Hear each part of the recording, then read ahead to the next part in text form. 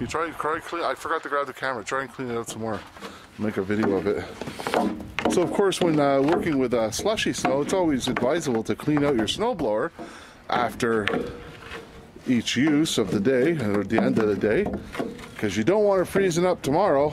And when you go to use your blower, it's all iced up.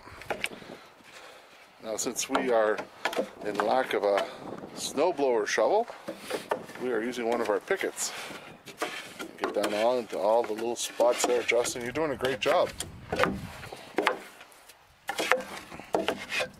Now, of course, if you can have your son do it after you use the blower, even better.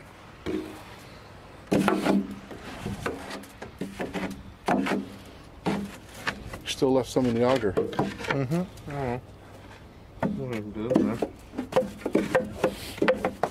We're filming a video for Plow Guys that you're now in.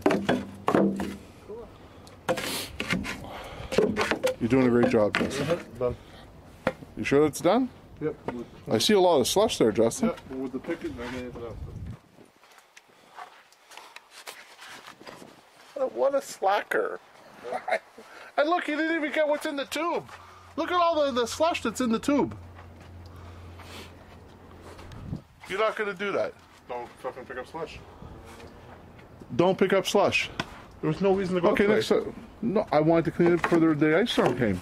There's no ice storm coming. Well, There's a rainstorm coming, but they're not the warm weather for it. yeah, but then the snow will melt and we won't have all these big chunks of ice in the driveway. Our customer over there had like 4 chunks of ice. It's alright for the kids to snow in their driveway. Well, I know it's not your fault, but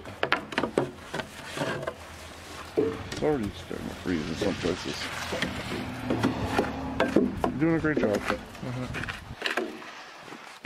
That's all, folks. Bye.